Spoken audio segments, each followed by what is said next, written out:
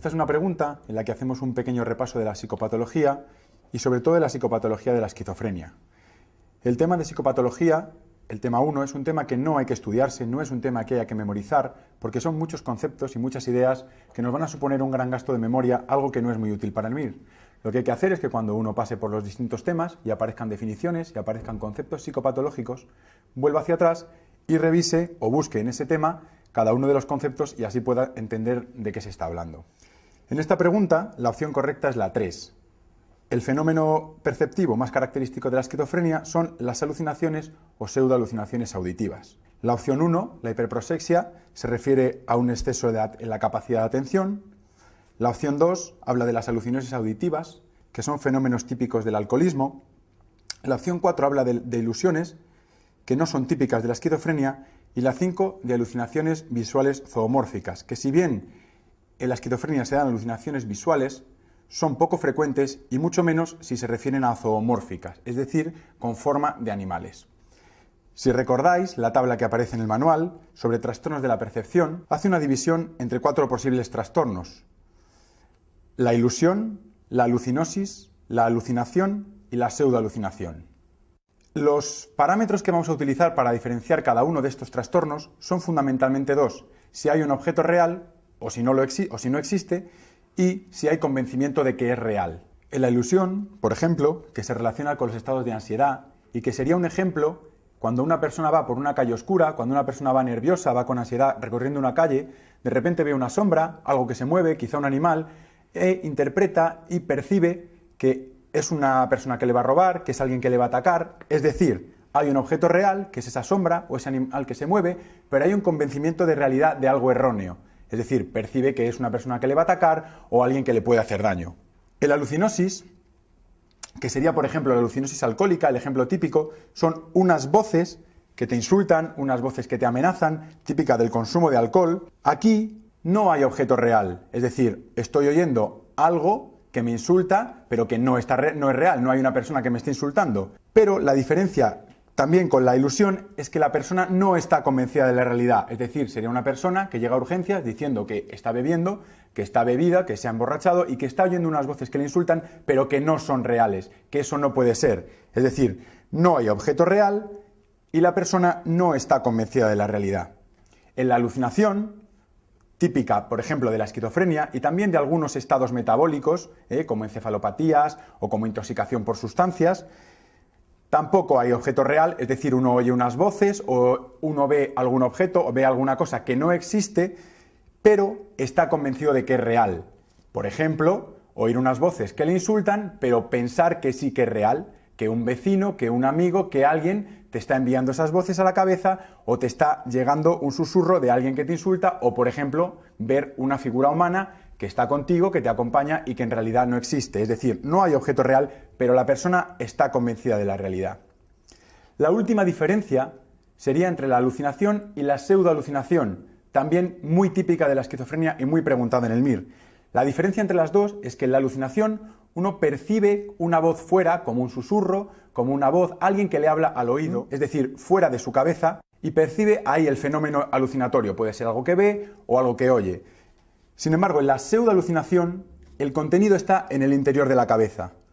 Puede oír una voz, a veces se llama sonorización del pensamiento, o puede notar que tiene alguien por dentro, como que está poseído. Es decir, igual que en la alucinación, no hay objeto real, sí que hay convencimiento de realidad, pero la diferencia es que en la alucinación la percepción está localizada en el exterior, mientras que en la pseudoalucinación está en el interior de la cabeza. Un último matiz en esta pregunta es el tema de las alucinaciones visuales zoomórficas. Cuando en psiquiatría, en el MIR, nos hablan de la presencia de bichos, de pequeños animales, de serpientes, de hormigas, en general no nos están hablando de esquizofrenia, sino de otro tipo de trastornos. Por ejemplo, en la intoxicación por cocaína es típico tener una alucinación táctil que recorre la piel en forma de hormigas, se denomina síndrome de Magnan. En la abstinencia al alcohol, que es el delirium tremens, también es típico que haya alucinaciones visuales zoomórficas en forma de bichos que corren por la habitación, bien serpientes, ratones, pequeños animales. Y también hay una variante del trastorno delirante crónico que se denomina delirio dermatozoico senil o síndrome de Ekbom, en el que la persona piensa que está infectada por bichos. No es tanto un fenómeno alucinatorio de ver bichos o sentir bichos, sino pensar que uno está infectado, es decir, es una idea delirante. Así pues, cuando en psiquiatría nos hablan de bichos, es raro que nos estén hablando de esquizofrenia y más frecuente que hablen de estos otros trastornos.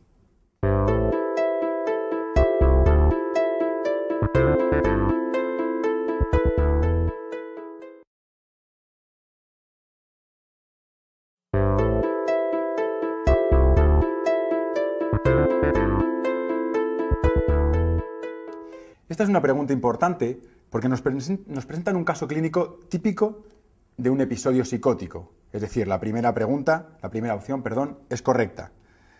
Aparecen ideas delirantes, aparecen alucinaciones visuales, alucinaciones auditivas, con lo cual estamos ante un episodio psicótico.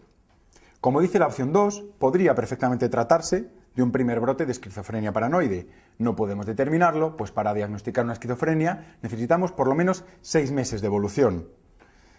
Lógicamente, es conveniente efectuar una exploración orgánica de todo tipo, física, neurológica, analítica y pruebas de imagen, ya que los síntomas psicóticos podrían estar provocados por una alteración orgánica.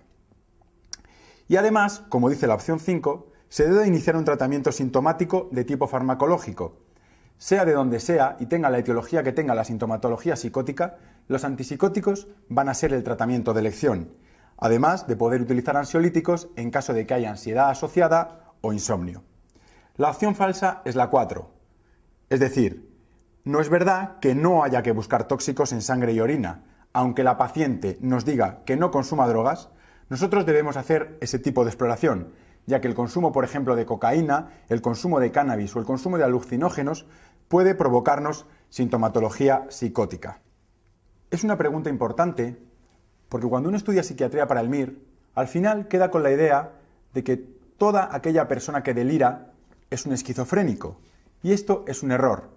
No solamente tienen delirios los esquizofrénicos, sino que también lo tienen los pacientes bipolares, también lo tienen los pacientes que toman cocaína, también lo tienen los pacientes que tienen una depresión psicótica y algunas enfermedades metabólicas pueden provocar alteraciones cerebrales que se acompañen de sintomatología psicótica, de sintomatología delirante.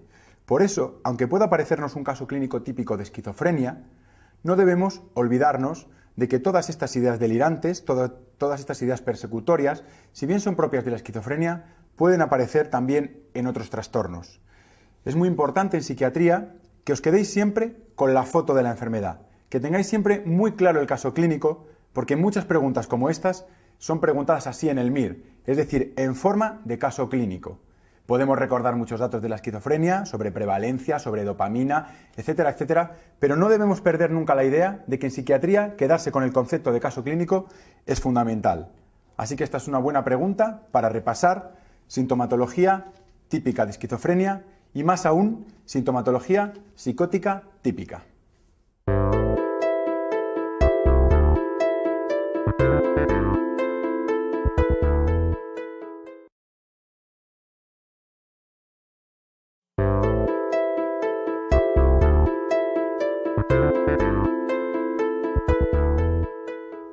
Esta es una pregunta importante para rentabilizar el estudio en el MIR y en concreto en la psiquiatría.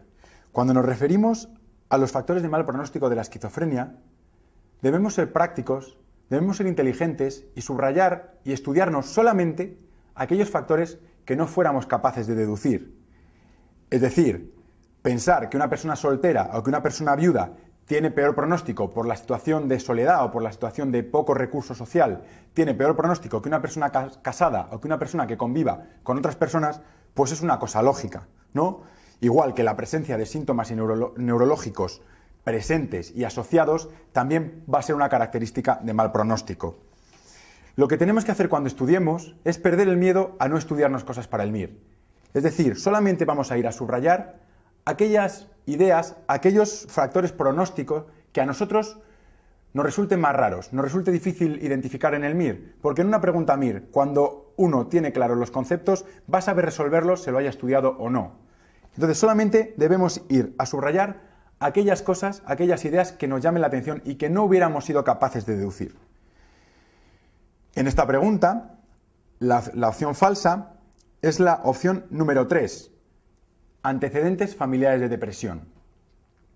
Otra cosa que hay que tener en cuenta en los factores de mal pronóstico de la esquizofrenia y de buen pronóstico es que hay que tener el concepto de que lo que nos están preguntando es, una vez que aparece sintomatología psicótica, sintomatología típica de la esquizofrenia, ¿qué puede hacernos tener buen pronóstico para sufrir una verdadera esquizofrenia y qué puede hacernos tener mal pronóstico para sufrir esta esquizofrenia?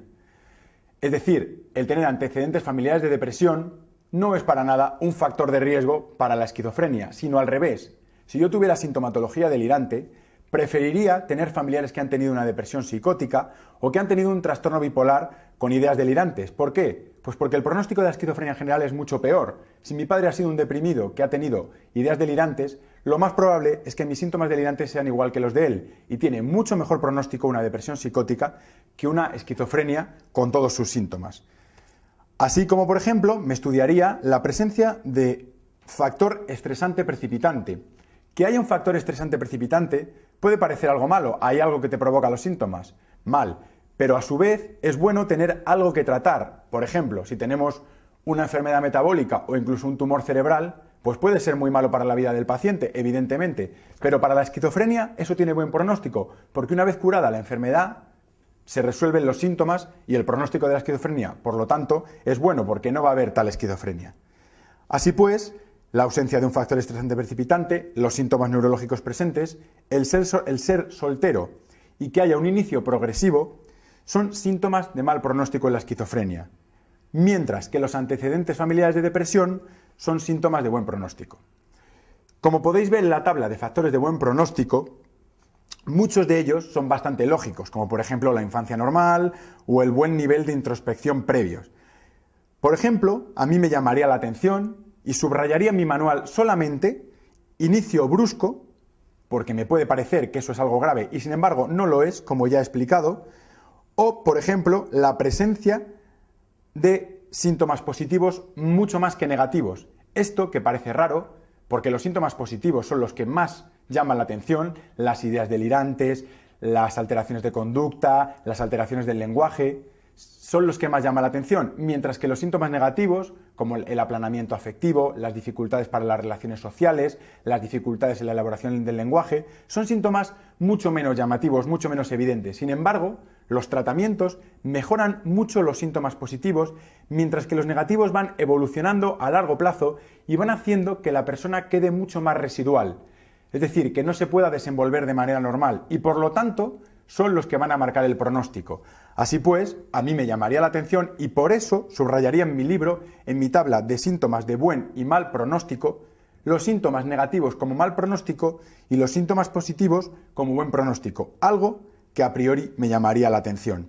Y así debemos hacer con todos los síntomas. Por ejemplo, en la tabla de factores de mal pronóstico, lógicamente la mala adaptación escolar, el aislamiento social, la historia familiar de esquizofrenia o el escaso apoyo familiar son cosas evidentes y que no debemos subrayar en el manual porque delante de una pregunta MIR vamos a ser capaces de responderlo. Mientras que, por ejemplo, como ya he dicho, el predominio de síntomas negativos es algo que a priori llama la atención y que yo subrayaría para en las sucesivas vueltas ir concretamente a estudiarme las cosas que me son más difíciles recordar.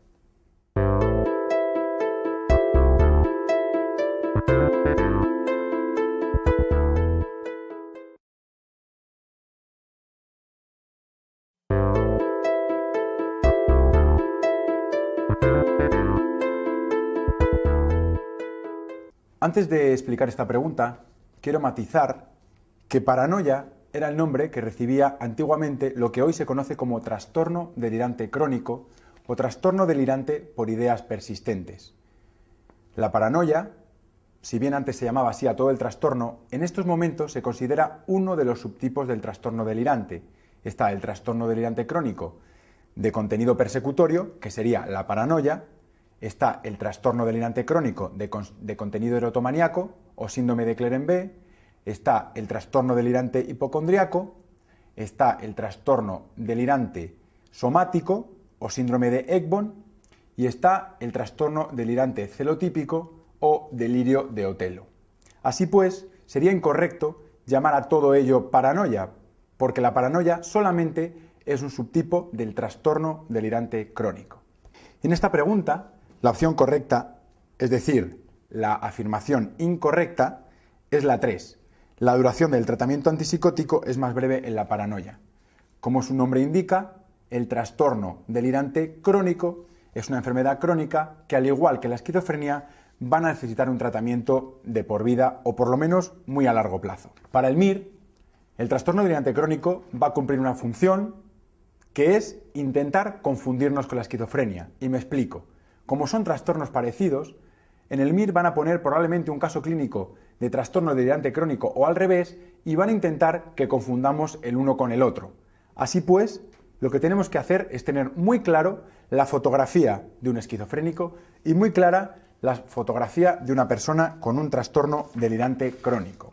Para ello, cuando estudiéis la tabla siguiente, en lugar de estudiarla comparativamente, prevalencia en uno y en otro, personalidad previa en uno y en otro, forma de inicio en uno y en otro, es mejor que estudiemos cada uno de los trastornos en sí mismo. Es decir, saber que la paranoia tiene una prevalencia del 0,3%, que la personalidad previa era paranoide, que suele ser un proceso que dura varios años hasta que se establece.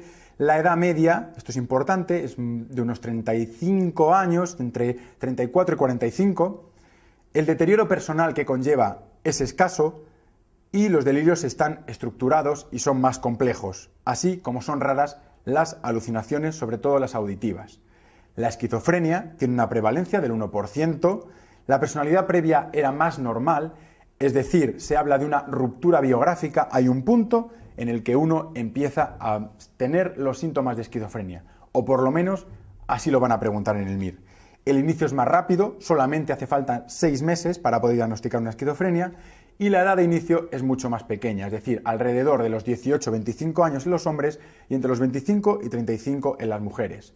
Los delirios están muy mal organizados, son mucho más graves y mucho más pobres, y el deterioro que tiene el paciente también, por la existencia de síntomas negativos que no están presentes en la paranoia. Ahora bien, la característica diferencial fundamental y que no podemos olvidarnos para el MIR entre los dos trastornos es la estructura del delirio. Mientras que el trastorno delirante crónico tiene un delirio organizado, por ejemplo, pueden contarnos que desde hace unos años ha notado que hay unos vecinos que son muy raros, que le están controlando, que se están fijando en cuándo entra y cuándo sale de casa, que incluso le ha parecido ver que le miran cuando pasaba por la parada del autobús, que alguien ha comentado que esos vecinos son raros y que una vez le ha visto pasar con algo en el bolsillo que podía ser una pistola y que como él tiene un piso muy bueno y es viudo, pues que lo que quieren es quedarse con su piso. Es decir, es una historia hilada, una historia estructurada y sistematizada que incluso en muchas ocasiones hace falta la familia o un informador externo que nos diga que no es verdad, porque a veces incluso podía pasar por real. El delirio del esquizofrénico no tiene nada que ver, es un delirio muy desorganizado en el que nos dicen cosas que no tienen sentido, como, bueno, pues por ejemplo, que les están vigilando los marcianos, que les han implantado un chip y que a través de la telepatía, pues ellos han conseguido que se cayeran las Torres Gemelas, por ejemplo. Es decir, cosas muy poco estructuradas y mucho menos organizadas. La presencia de alucinaciones también es una característica diferencial porque en el MIR característicamente el trastorno delirante crónico no presenta alucinaciones y si lo hace, en general, suelen ser olfativas o táctiles, mientras que en la esquizofrenia son frecuentes las alucinaciones, principalmente las auditivas y también las visuales. Si bien tenemos las alucinaciones y los delirios para diferenciar el trastorno delirante crónico de la esquizofrenia, lo más importante de estos dos factores son los delirios, porque sí podrían plantear un caso de trastorno delirante con alucinaciones auditivas. Así pues, lo más importante con lo que nos tenemos que quedar es con la estructura del delirio. En el trastorno delirante crónico, el delirio está bien estructurado y la esquizofrenia no. Y además, fuera del delirio, las personas que tienen un trastorno delirante crónico pueden tener un funcionamiento medianamente normal, mientras que los esquizofrénicos, debido a la presencia de síntomas negativos, va a ser muy difícil que su situación sociofamiliar y laboral esté estructurada.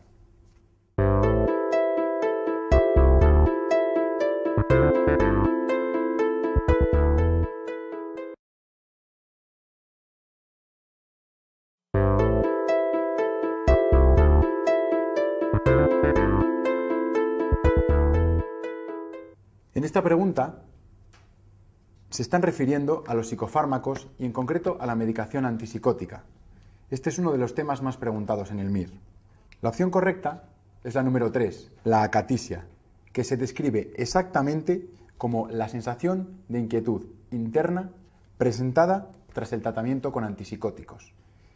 Como caso clínico, exactamente aparecen los síntomas que aquí se refieren, es decir, el paciente es incapaz de relajarse, se mueve de un lado a otro, siente las piernas muy incómodas, una sensación de inquietud general que le hace estar balanceándose y a pesar de intentar relajarse no lo consigue, porque es una inquietud que está provocada por un fármaco, no una ansiedad normal. En esta pregunta MIR tenemos que tener claro que hay dos tipos de grupos de antipsicóticos, los antipsicóticos típicos y los antipsicóticos atípicos. En el manual hay una tabla muy amplia en la que explican los fármacos antipsicóticos, de las cuales yo os recomiendo que os estudiéis los antipsicóticos típicos y que los atípicos lo leáis y os aprendáis alguna característica diferencial de cada uno, alguna característica un poco más peculiar. Lo que más preguntan en el MIR son los efectos secundarios de los antipsicóticos. Los antipsicóticos van a tener dos tipos de efectos secundarios. En primer lugar, los síntomas extrapiramidales o trastornos del movimiento inducidos por antipsicóticos y, en segundo lugar, un síndrome mucho más grave, que es el síndrome neuroléptico maligno. El primer grupo de efectos secundarios, los síntomas extrapiramidales, tal y como veis en la tabla, se van a dividir en tres tipos en función del inicio y de su aparición. Es decir, vamos a tener los síntomas extrapiramidales agudos, los síntomas extrapiramidales subagudos y los síntomas extrapiramidales tardíos. Si os fijáis en la tabla, el síntoma extrapiramidal agudo que viene recogido es la distonía. Es un síntoma que aparece en la primera semana de tratamiento y que la clínica típica consiste o bien en una crisis oculógira, es decir, que los ojos se vuelven hacia arriba, o una tortícolis, un espasmo laríngeo o un espasmo, una distonía de cualquier músculo, como por ejemplo la musculatura lumbar. Los jóvenes varones y el uso de neurolépticos incisivos son factores de riesgo para presentar la distonía aguda y el tratamiento se hace con anticolinérgicos que se inyectan de forma intramuscular, en concreto viperideno. Los síntomas extrapiramidales subagudos son dos, por un lado el parkinsonismo y por otro lado la acatisia. El parkinsonismo, como su nombre indica, va a ser un conjunto de síntomas similares a los de la enfermedad de Parkinson, es decir, temblor, discinesia, rigidez, pero provocada por fármacos. El tratamiento del parkinsonismo van a ser también los fármacos anticolinérgicos y la amantadina, que es un fármaco que se utiliza también en la enfermedad de Parkinson de verdad. La acatisia es el otro efecto subagudo, aparece también pues a las 3-4 meses de tratamiento y es concretamente al que se refiere la pregunta que estamos haciendo. Se refiere a una sensación de inquietud interna, una sensación de inquietud que le hace al paciente moverse y estar intranquilo. El tratamiento de la acatisia se hace con beta bloqueantes y con benzodiazepinas. El último efecto secundario relacionado con la sintomatología extrapiramidal es la discinesia tardía que aparece tras años de tratamiento con antipsicóticos. Puede ser a los 3 años, a los 5 años, a los 10 años, a los 20 años, no hay una fecha concreta. Suele consistir en movimientos bucolinguofaciales, como sacar la lengua, mover los labios, y hasta en un 15% de los casos es muy grave e incapacita el funcionamiento del paciente. Recordaros que entre los factores de riesgo está el haber utilizado muchos fármacos anticolinérgicos durante el tratamiento, con lo cual debemos tener cuidado a la hora de utilizarlos si hay una distonía o si hay un parkinsonismo. La discinesia tardía tiene un problema, que es que no tenemos un tratamiento para ella, no hay un tratamiento concreto para la discinesia, sino que lo que podemos hacer es prevenirla. ¿Cómo se previene? Pues utilizando antipsicóticos atípicos, antipsicóticos de segunda generación, antipsicóticos modernos, porque los antipsicóticos típicos, los clásicos, se han relacionado más con la aparición de discinesias tardías. Otra cosa que podemos hacer si aparece ya la discinesia es retirar el antipsicótico que la está provocando y poner un antipsicótico de segunda generación. En el MIR, el más preguntado ha sido la clozapina. Respecto al síndrome neuroléptico maligno, el otro efecto secundario grave, debemos recordar para el MIR que va a presentarse con una triada de síntomas característicos, que van a ser la rigidez, la hipertermia, aumento de temperatura, y un parámetro analítico que es la leucocitosis. Todo esto, lógicamente, acompañado de alteración del nivel de conciencia y una disregulación autonómica por el mal estado general del paciente. A veces, en lugar de leucocitosis, nos hablan de un aumento de la CPK. El síndrome neuroléptico maligno es un síndrome grave, con una mortalidad de hasta el 20%. Debido a esta rigidez, se provoca una destrucción tisular que hace que aumente la CPK y la mioglobina, llegando a provocar una verdadera mioglobinuria y una insuficiencia renal que puede llevar a la muerte. Así pues, debe tratarse de manera urgente, debe hacerse soporte vital y utilizaremos bromocriptina y dandrolene como fármacos para su tratamiento. Respecto a otro efecto secundario que tienen los antipsicóticos y que ha sido preguntado en el MIR, es la agranulocitosis que provoca la clozapina. Es un antipsicótico de segunda generación, muy utilizado, y que tiene este efecto secundario que aparece en el 1-2% de los casos y que así lo han preguntado en el MIR. Solamente recordaros que tenéis que estudiaros bien la clínica de la esquizofrenia y la clínica de los trastornos psicóticos, pero que debéis de guardar energías para aprenderos el tratamiento y, en concreto, los efectos secundarios que tienen los antipsicóticos, porque ha sido lo más preguntado en el MIR.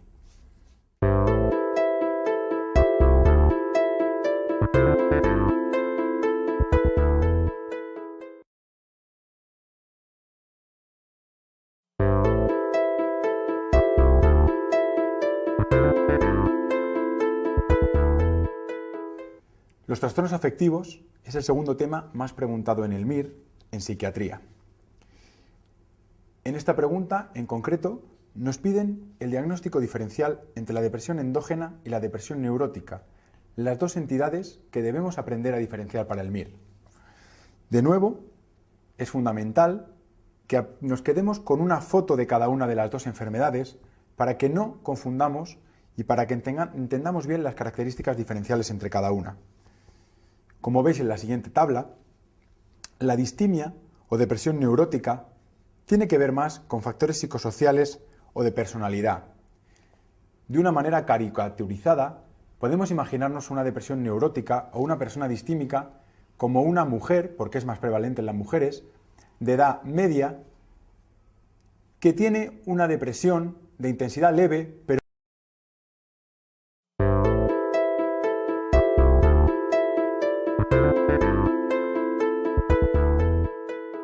en esta pregunta nos encontramos ante un caso clínico típico de manía, con síntomas de todos los tipos, anímicos, somáticos, conductuales y del comportamiento.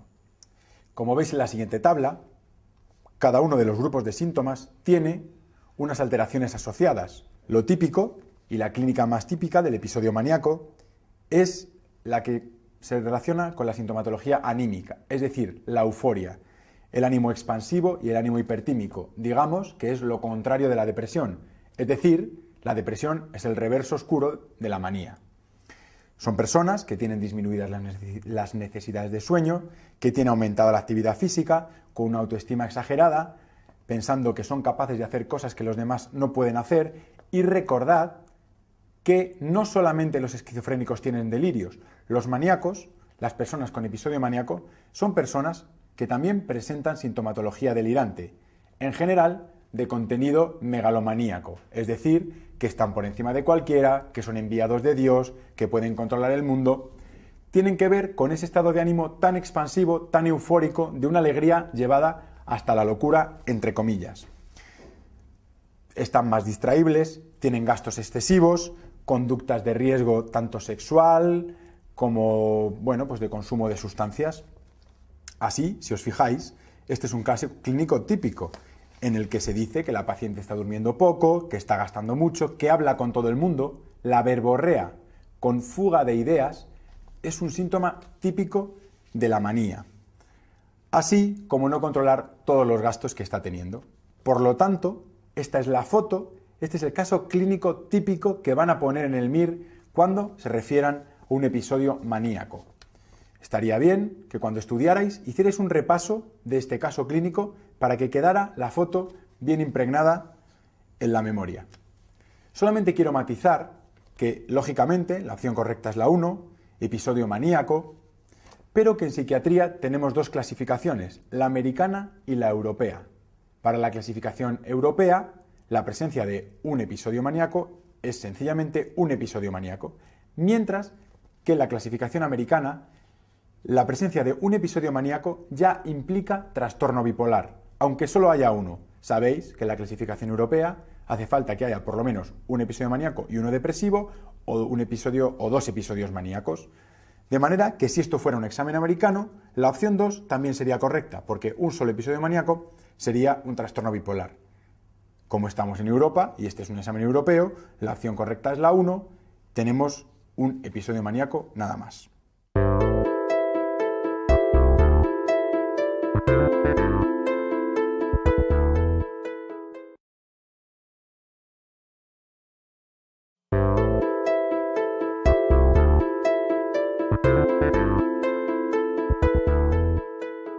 Esta es una pregunta sobre fármacos antidepresivos.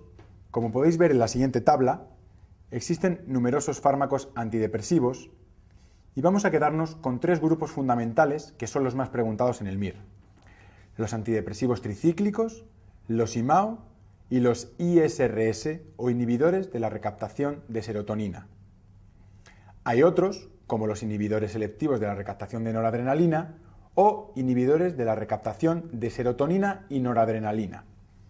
Pero en el MIR, hasta ahora, los fármacos preguntados como fármacos de elección son los ISRS. En el momento actual, los ISRS han demostrado eficacias similares tanto a los IMAO como a los antidepresivos tricíclicos y, dado que son los que menor número de efectos secundarios tienen, se convierten en los fármacos de elección en este trastorno. Por lo tanto, la fluoxetina, opción número 4, que es un ISRS, es la opción correcta. La imipramina, la amitriptilina y la nortriptilina son antidepresivos tricíclicos y la tranilcipromina es un IMAO. Además, en esta pregunta nos habla de dos antecedentes personales, el bloqueo de rama izquierda y la hiperplasia benigna de próstata.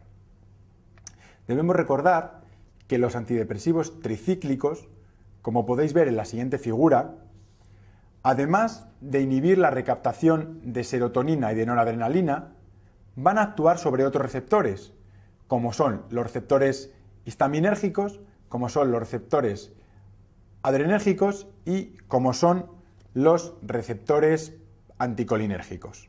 Por este motivo van a presentar múltiples efectos secundarios.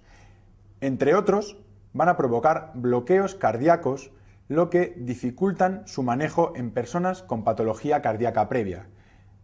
Van a provocar alteraciones en la onda T, semejantes a las que provoca la hipopotasemia, y además, por la afectación de los receptores anticolinérgicos, van a provocar síntomas diversos, como por ejemplo la sequedad de boca, la retención urinaria, lo cual contraindica su uso en pacientes con hiperplasia benigna de próstata. Los IMAO son otros fármacos que también son peligrosos, dado que al inhibir la monoaminoxidasa de todo el cuerpo, impide la destrucción de las aminas biógenas. Si tomamos alimentos que contengan aminas biógenas, como por ejemplo la tiramina, vamos a provocar una crisis hipertensiva en el paciente. Por esto se dificulta mucho su manejo, ya que alimentos curados, embutidos, cerveza y otros alimentos fermentados interaccionan con los IMAO, así como fármacos antigripales y anticatarrales, de manera que su manejo es complejo. Por eso, en esta pregunta, de nuevo, la opción correcta es la de los ISRS, que son los fármacos con menor índice de efectos secundarios. Solo debemos recordar que las náuseas, la sequedad de boca y el estreñimiento son los efectos secundarios más frecuentes.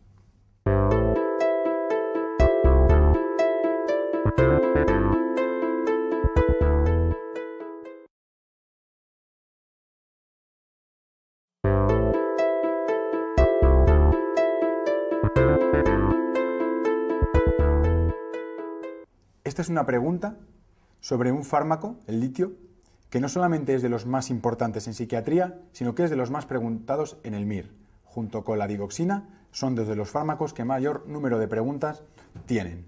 De las opciones que nos plantean sobre el tratamiento con litio, la falsa, la incorrecta, es la 4, que nos dice que la base del tratamiento es por la disminución de los niveles de litio en la vía nigroestriada cerebral. Eso es falso. El litio no existe en nuestro organismo a nivel cerebral. No hay una disminución. Sería como decir que la esquizofrenia se produce por una disminución del haloperidol cerebral o que el dolor se produce por una disminución del paracetamol del cuerpo. El litio es una sustancia exógena que damos como tratamiento. Al ser el litio uno de los fármacos más preguntados en el MIR, hay algunos conceptos que debemos repasar y que aparecen reflejados en algunas tablas del manual. En primer lugar, debemos conocer la litemia o niveles de litio en sangre, ya que tenemos una ventana terapéutica muy estrecha para su uso. Va desde 0,5 hasta 1,5. El uso en la fase de mantenimiento, que ha sido bastante preguntado en el MIR, va entre 0,6 y 1,2.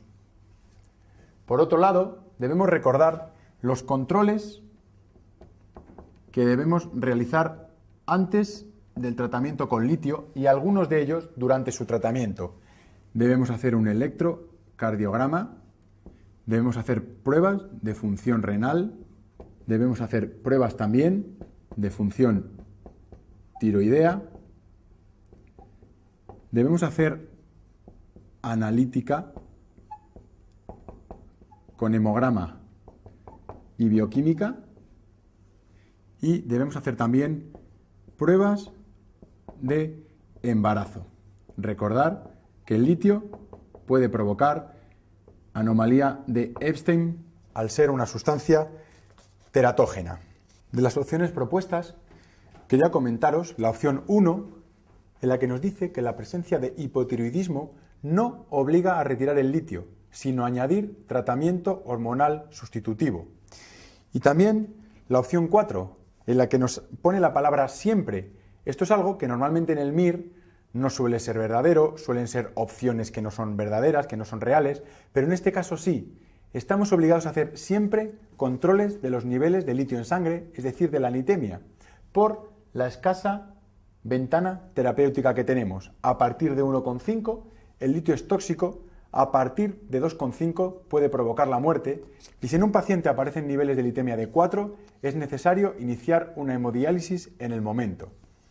Así pues, aunque sean opciones que pueden llamarnos la atención en una pregunta MIR, en este caso las dos opciones son correctas.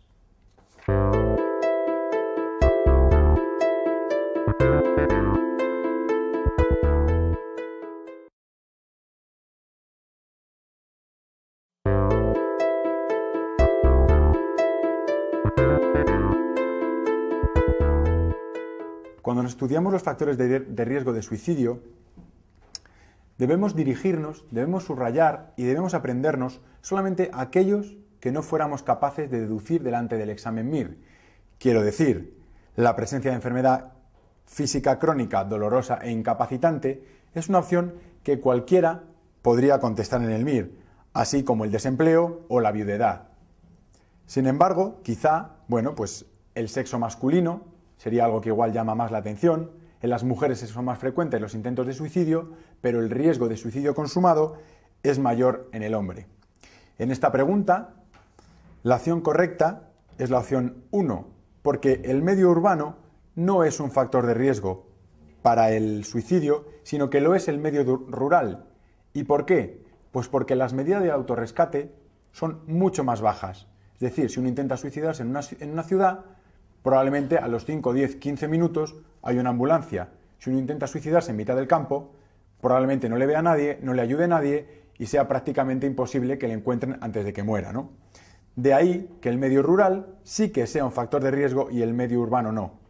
Que no debemos confundirlo con el nivel socioeconómico, porque el nivel socioeconómico alto sí que tiene mayor riesgo, dado el estrés, dado las autoexigencias y dado el funcionamiento social en el que se mueve. Mientras que el nivel sociocultural más bajo tiene menos exigencias y menos estrés. Así pues, sí que es factor de riesgo el nivel sociocultural alto. El resto de las opciones, consumo de alcohol y antecedentes de suicidio con método de alta letalidad, son factores de riesgo. Es decir, intentar pegarse un tiro en la cabeza tiene mucho más riesgo, si lo vuelve a repetir, que la persona que se había tomado 2 o 3 comprimidos de alguna benzodiazepina.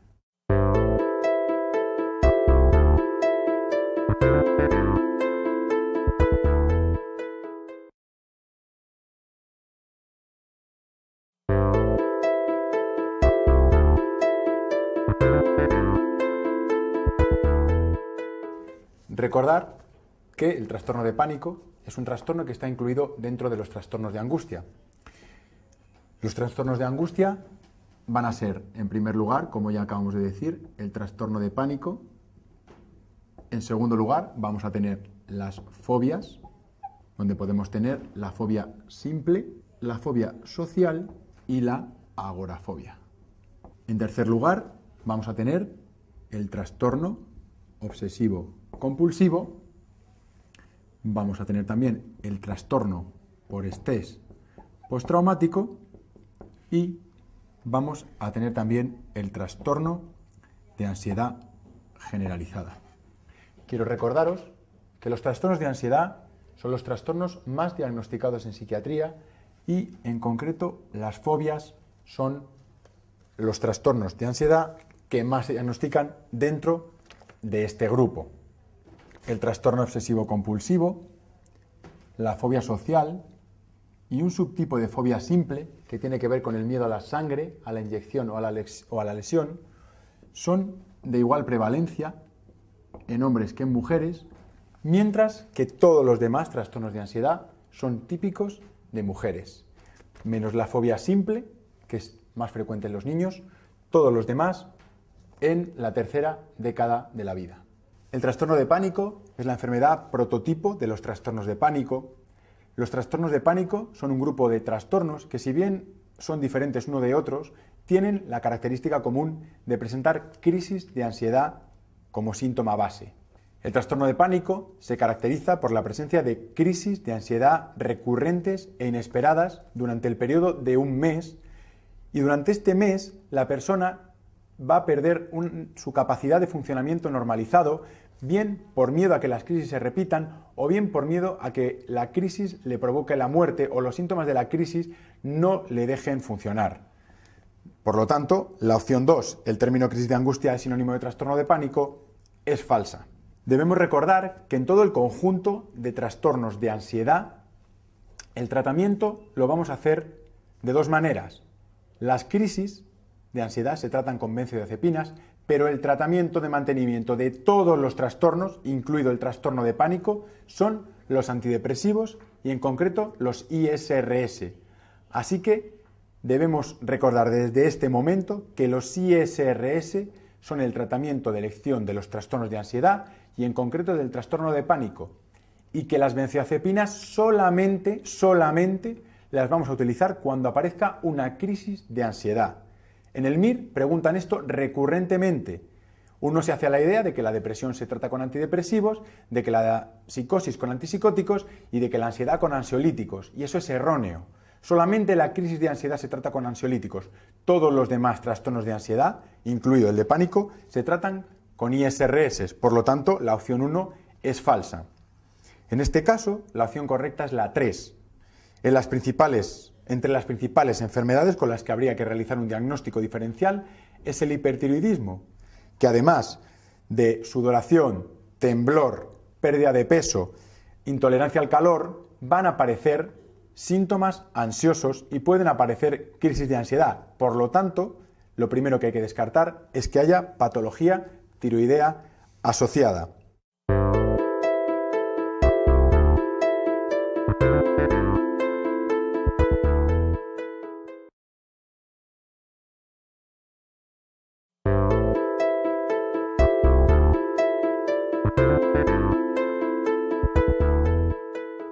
Esta es una pregunta referente al trastorno obsesivo-compulsivo. El trastorno obsesivo-compulsivo, como su nombre indica, se va a caracterizar por la presencia de obsesiones que son pensamientos parásitos, pensamientos intrusivos, pensamientos irracionales, que el paciente entiende lo irracional de los mismos, pero que no puede evitar tenerlos. Estos pensamientos le llevan a una ansiedad, y de ahí que se clasifique dentro de los trastornos de ansiedad, que finalmente hace que presente las compulsiones. Las compulsiones son actos motores estereotipados, repetitivos, voluntarios, porque aunque uno no quiera hacerlo, lo hace de forma voluntaria, que neutralizan la ansiedad provocada por la obsesión. Es decir, si uno tiene una obsesión de contaminación, piensa que tiene las manos sucias, empieza a aparecer ansiedad y uno se lava las manos, pues neutraliza la ansiedad. De manera que así es como funciona este trastorno. ¿Qué ocurre? Que según evoluciona la enfermedad, el paciente comienza a ritualizar la vida. Es decir, los actos motores, las compulsiones, empiezan a tener un carácter mágico más allá de neutralizar la ansiedad. Es decir, abre la puerta 4 o 5 veces, comprueban el gas 7 o 8 veces, se lava las manos 20 o 30 veces, de manera que ya no es para neutralizar la ansiedad, sino que ha ritualizado, le ha dado un carácter mágico a este funcionamiento, a estas compulsiones. Tal y como dice la opción 1, la edad de inicio más frecuente se sitúa hacia los 20 años, aunque hay una forma infantil que se relaciona con tics motores y con infecciones por estreptococo beta hemolítico del grupo A, típica de los niños. Y en este caso, la opción falsa es la 4, que dice que el uso de benzodiazepinas es de elección dada la ansiedad asociada a las obsesiones. En todos los trastornos de ansiedad, en todos, el tratamiento de elección son los ISRS y no las benzodiazepinas, que si bien las podemos utilizar para calmar la ansiedad de forma puntual, no son el tratamiento de elección. Además, los ISRS son muy eficaces en el trastorno obsesivo-compulsivo, hasta el 70% de los casos responden a dosis más elevadas de lo habitual. Por otro lado, si bien los ISRS serían algo más específico para tratar las obsesiones, la terapia cognitivo-conductual y en concreto, como dice la opción número 3, la exposición con prevención de respuesta es la que más se utiliza para neutralizar las compulsiones. Es decir, se entrena a una persona en relajación y se le expone condicionando su respuesta en lugar de hacia la ansiedad, hacia la relajación. El TOC es uno de los trastornos de ansiedad más preguntados en el MIR y debemos recordar que lo más frecuente son las obsesiones de contaminación con rituales de limpieza.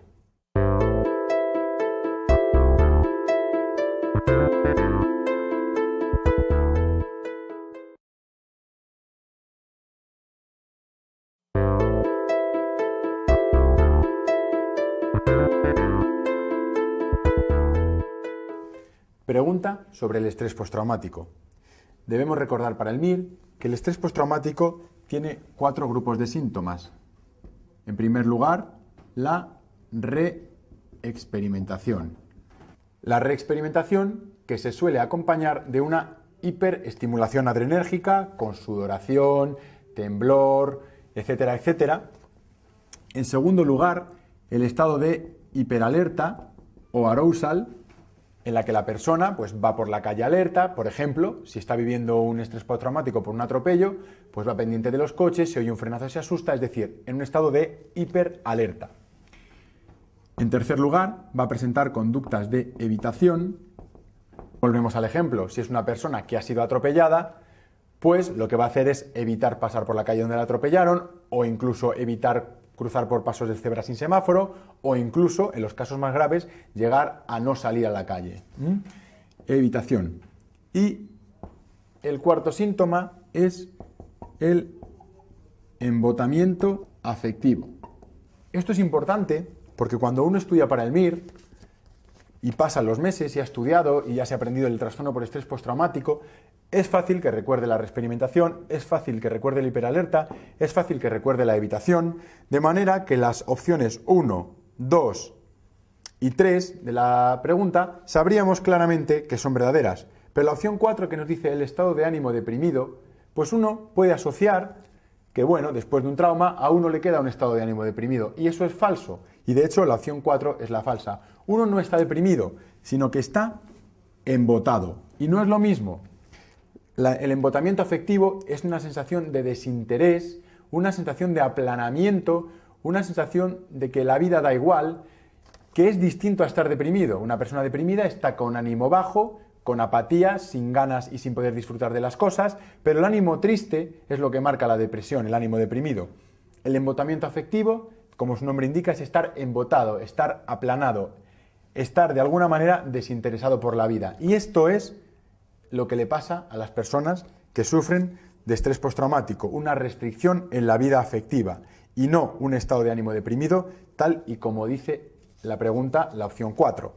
Recordar también que el tratamiento del estrés postraumático se hace con fármacos ISRS, como todos los trastornos de ansiedad, y que en caso de que aparezca un episodio de reexperimentación con mucha ansiedad asociada, podemos utilizar una benzodiazepina, pero de forma puntual. El tratamiento debemos hacerlo siempre con antidepresivos.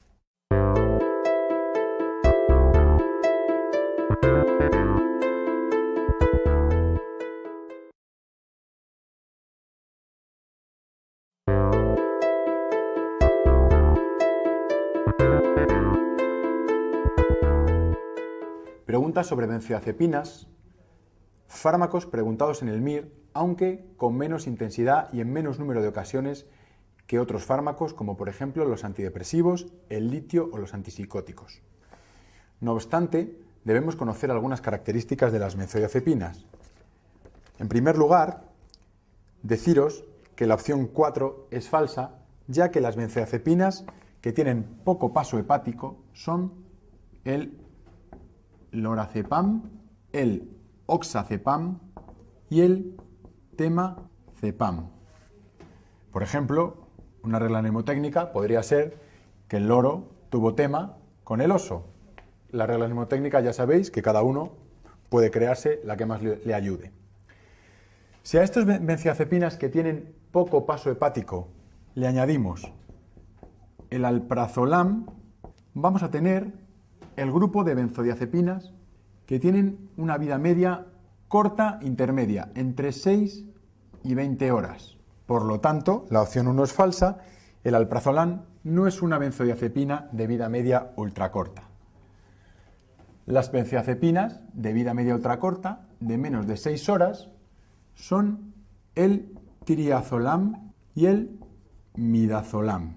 Y con este sencillo esquema vamos a dejar el resto de benzodiazepinas en más de 20 horas, donde puede estar el clorazepato, el clonazepam, el clobazam, el bromazepam, etcétera, etcétera, etcétera. Así pues, la respuesta correcta es la 5. Las benzodiazepinas son muy seguras y muy bien toleradas. La benzodiazepina fue la evolución natural del barbitúrico, que era un fármaco muy relajante, muy ansiolítico, pero con mucha toxicidad respiratoria porque puede provocar depresiones respiratorias graves. Entonces aparecieron las benzodiazepinas. Quiero recordaros también las contraindicaciones de las benzodiazepinas. En primer lugar, la miastenia gravis y la insuficiencia respiratoria. Son personas a las que no podemos darle además relajantes musculares y depresores del sistema respiratorio. Por otro lado, el glaucoma de ángulo estrecho, ya que las benzodiazepinas pueden provocar midriasis. Y, en último lugar, los síndromes confusionales, porque las benzodiazepinas van a provocar mayor confusión. Así pues, la opción 2 es falsa, no están indicadas en los síndromes confusionales con gran ansiedad. Esto es importante porque en el MIR lo han preguntado varias veces con la intención de que la gente falle. Te ponen un síndrome confusional con mucha ansiedad y es fácil confundirse y marcar fármacos ansiolíticos como las benzodiazepinas, que están contraindicados porque aumentan la confusión. Solamente en el delirium tremens, síndrome confusional provocado por la deprivación de alcohol, podemos utilizar benzodiazepinas. Tanto el alcohol como las benzodiazepinas actúan a través del receptor GABA, con lo cual, si estamos haciendo un síndrome de deprivación, de falta de alcohol, y damos una benzodiazepina, vamos a acabar con el síndrome confusional, pero solamente en ese tipo de síndrome confusional, en el que se provoca por abstinencia de alcohol. En todos los demás, las benzodiazepinas están contraindicadas.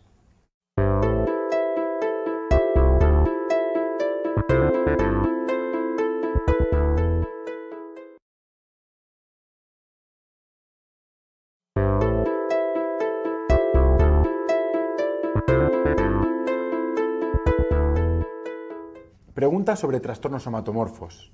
En el MIR, los trastornos somatomorfos los han preguntado sin exigir un gran nivel de conocimiento, solamente que los conozcamos y en algunos casos que sepamos manejarlos, así que hay que tener clara la idea del caso clínico. En algunas ocasiones incluso han llegado a preguntar sencillamente que cuál de las siguientes opciones no es un trastorno somatomorfo. Así que prácticamente nos están preguntando el índice del libro, sin tener que sabernos la clínica, el diagnóstico, el tratamiento o ninguna característica. Sencillamente saber reconocer cuáles son los trastornos somatomorfos. Tenemos el trastorno por somatización o de Briquet.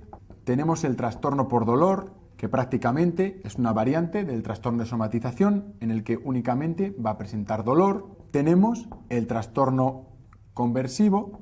Tenemos también el trastorno hipocondríaco y tenemos además el trastorno dismórfico corporal. Hay tres características que son fundamentales para poder diagnosticar los trastornos somatomorfos. En primer lugar, la presencia de síntomas somáticos. En segundo lugar, la incongruencia de las pruebas o de los exámenes orgánicos. Y en tercer lugar, la ausencia de control voluntario. Es decir, que van a aparecer síntomas físicos que no se van a corresponder o que van a estar exagerados con lo que las pruebas muestran, y lo que tenemos que saber es que los pacientes no lo están haciendo voluntariamente. Por lo tanto, en esta pregunta, la opción que no es correcta es la opción número 4, que dice que al igual que los trastornos facticios, los trastornos somatomorfos se caracterizan por una producción deliberada de uno o un conjunto de síntomas. Así pues, esa opción es la falsa porque aquí no hay control de los síntomas. Si recordáis, el trastorno por somatización es el trastorno prototipo para el MIR, en el que vamos a tener 4 síntomas de dolor, 2 síntomas gastrointestinales, un síntoma sexual y un síntoma pseudoneurológico. Como dice la la opción 1, suele desencadenarse en personas con dificultades para expresar sus emociones.